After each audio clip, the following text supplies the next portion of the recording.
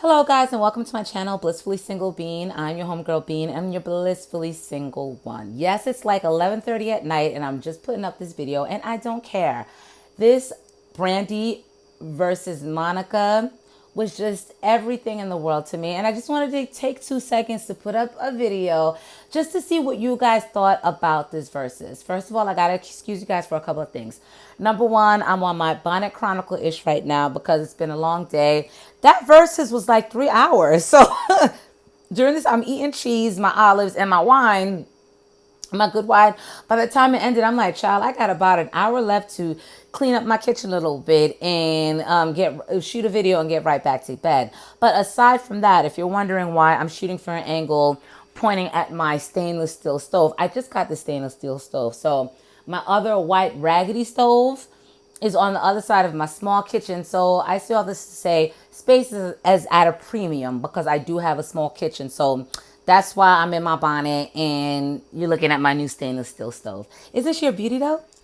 It was such a trial to get this thing installed, but that's for another day, another video, and another blog, honey. All right, guys, what did you think about the Brandy versus Monica? I loved it. I loved it. And I have to say, this one was my favorite Verzuz. And it was my favorite Verzuz because when Brandy and Monica dropped and became significant artists in my lifetime, I was in high school and making my way over to college.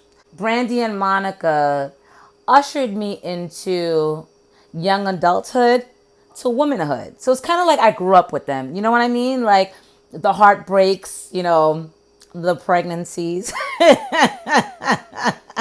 all that other messy stuff in between that was my era of music. Now, trust me, I love me some rap.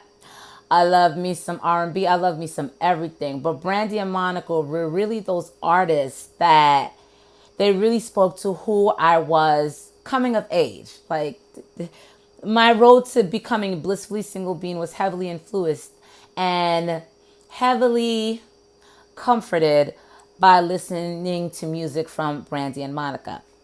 Yet and still, when I heard there was going to be a Verzuz between those two, because initially Monica said, no, I'm not doing it. I'd rather there to be a celebration, but I'm not going to do a Verzuz. And suddenly she changed her mind, which everyone was happy about. I was excited about. But at the same time, going into the Verzuz, I'm thinking to myself, damn, Brandy is about to murder Monica. And that was my thought because I've always thought that Brandy had more mainstream crossover, whereas Monica was seen as a little bit rough, a little bit hood. You know what I mean? So in my mind, I always thought that Brandy had the stronger music catalog. Although, when I compare the artist as a person, I didn't care for Brandy, her personality. There was something about her that was disingenuous. There was a good girl image that I saw that she was trying to uphold. Monica was on the other hand, was gritty as hell. There was an honesty and an openness about her that I always connected to. But at the same time, I realized that as an artist, I was more drawn to Brandy's line of work. So I'm thinking, all right, Brandy's got this in the bag. Honey, I was wrong. Listening to this Verzuz tonight, I'm like, wait, Monica had this bop. Monica had that bop. In addition to all the songs that Monica was bringing, the type of music was different. Brandy had that mainstream pop crossover type music that would appeal to a wider fan base. Monica had that ATL with a do homie type music that would appeal to the rugged and the streets like moi. So I was like, oh my God. I thought this was going to be an execution. I thought Brandy was going to execute Monica, but no, she didn't. Both women brought it, and I was pleasantly surprised with Monica's because I'm like, all right, Bean, you played yourself. You know Monica had them bops. And then on top of having the bops too, Monica had the deeper, sultrier, soulful voice. Not to say Brandy's voice was, because Brandy is the vocal Bible. Like Brandy can teach a class at UCLA or Pepperdine University. I think Pepperdine is her alma mater. Harmony, because Brandy got that. But I can't ignore the nuances between Brandy's style of singing and Monica's style of singing. So it was so nice to get these two women together, drama free. There was a little bit of shade going back and forth. And I must say, Brandy, I'm going to say I didn't understand the outfit. But I will say it looks like there's been a little bit of weight gain on Brandy's end, so I can understand if she doesn't want to wear as revealing clothing. Not that Monica's clothing was revealing. Everything was well fitted, but Monica's outfit, you can see every curve. You can tell it was tailored to really contour her body, whereas Brandy purposely kept her outfit a little bit larger or a little bit bulkier so that we couldn't really see her weight gain. That's for the outfit. As for the shoes, the white shoes, Brandy, unacceptable. So when it comes to the fashions, Monica had the rounds for the fashions. As far as the music was going, again, I thought it was going to be an assassination. It wasn't assassination. It was not an assassination.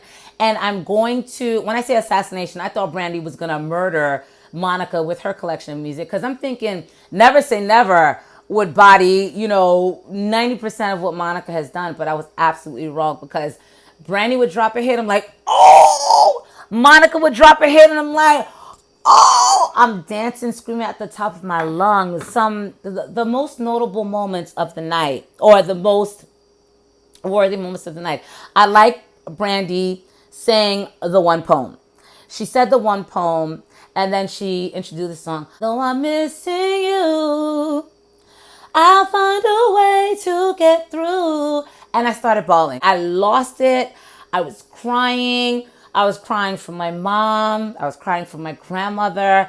I was crying for Chadwick Boseman, Black Panther. I was crying for Kobe. I was crying for his beautiful daughter, Gigi. I was crying for all the loss that we've suffered as a family and collectively as a people. Monica, when she was dropping them gems, just one of them days, an angel of mine, and then her collaboration with Usher, play that slow jam. Oh my God. That play that slow jam joint was when I was in college, and I wish I had someone to love like that.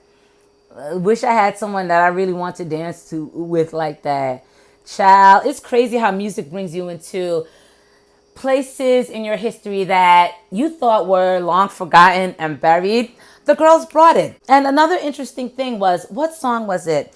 Monica said it was a country song that David Foster had produced for her. And gosh, why can't I remember the song? Because it was a song that I really liked on her second album. It escapes me. It was crazy because when she was saying David Foster produced it, David Foster used to be married to Yolanda Foster, and Yolanda Foster is from Real Housewives of Beverly Hills fame. And you know me and my housewives, child, I checks for Beverly Hills, Potomac, and Atlanta. So I was like, oh my gosh, Yolanda's husband cut that record for Monica. It was, damn, I'm so mad I don't remember it. Cool, seeing him on reality TV with his wife and knowing that he produced, it was such a nice song for Monica. I hate the fact that I forgot it. But yeah, I have to say this Verzuz, out of all of the Verzuz, my absolute favorite. My absolute favorite is because this was my time. And while they were playing it, while they were going through the Verzuz, Brandy made a comment like, all right, no auto-tune too. Or this was before auto-tune. And she was absolutely right. I was watching the Verzuz with my younger son, Timmy, and I said, Timmy, you're of this generation. You know the technicals that go into fine-tuning people's voices. I said, these voices that you hear on that record, Monica's voice, Brandy's voice, that's pure, unadulterated R&B soul. That's this. Me, me, me, me, me, me, me. When they started harmonizing, she's a hoe or it's a hoe, child. I fell out. It was so amazing to see these women getting along because I've followed their frenemy-ship it's been up and down. One day they're friends, one day they're not friends. So it's really great to see them come together. Brandy joked a couple of times about the tour between her and Monica, and Monica's looking like Monica looks shook. Baby girl, don't look shook.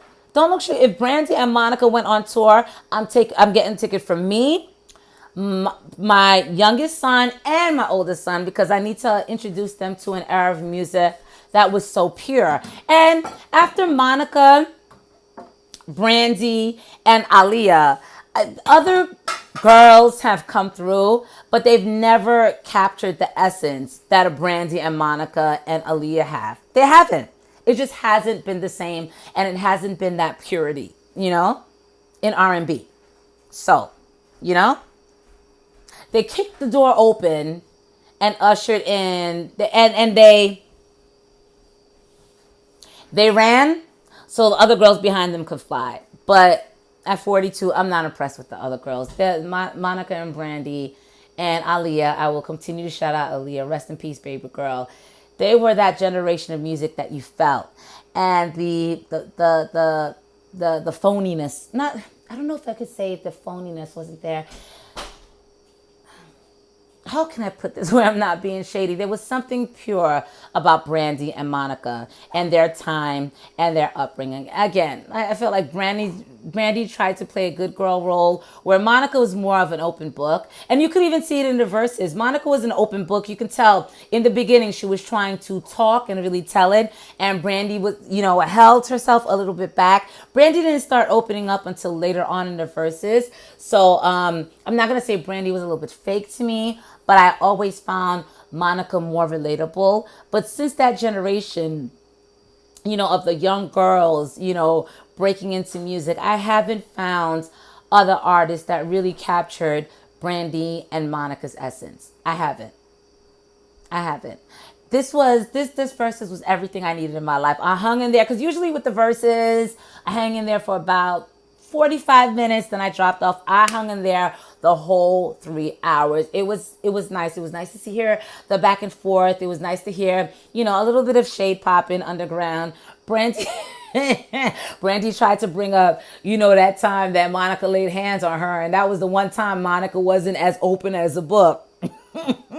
You see, but it was amazing. It was amazing. It was a great one.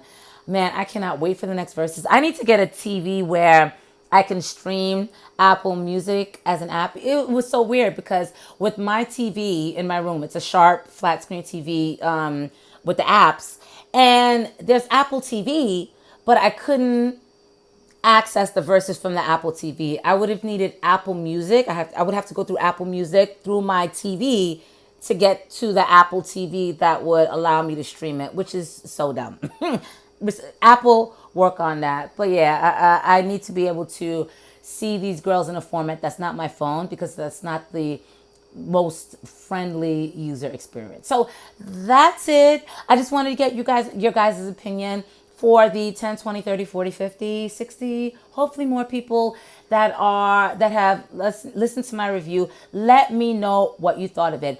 You guys, let me know who you thought won. Who'd you guys think won? I'm sorry, I'm calling it a tie, but like most people on Twitter, I do have to give Monica extra credit for that outfit, because baby girl came there to slay and not play. But let me know who you guys think won, and who was your favorite artist coming up? Was it Brandy or Monica? Monica was my favorite artist, not because of her music, because of who I saw her as a person. She just came across as realer to me. Oh, no, not realer. More real to me. And grittier, Whereas Brandy was such a good girl. Or she, tried to portray that role. And that really didn't connect with me, because I'm as rough as anyone else. And I can't play the good girl role, because Blissfully Single Being is who Blissfully Single Being is. All right, guys, if you like my review, please like, comment, and subscribe. I know I've fallen off on my reviews with Love and Marriage Huntsville. That's because I have another one of my cousins who's getting married. So my weekends have been tied up, whether it's bridal showers, bachelorette parties, wedding dinners. There's always something going on. But I'll get back on my game. But again, please like, comment, and subscribe. Help a sister out. You guys have a good night or a good day, depending on where I post this video. All right, guys. Peace out. Man, rest in peace, Chadwick Boseman. 2020 has been such a year of loss. So I'm happy that Brandy and Monica came through with this versus. I know I needed the upliftment. All right. Take it easy, guys. Peace.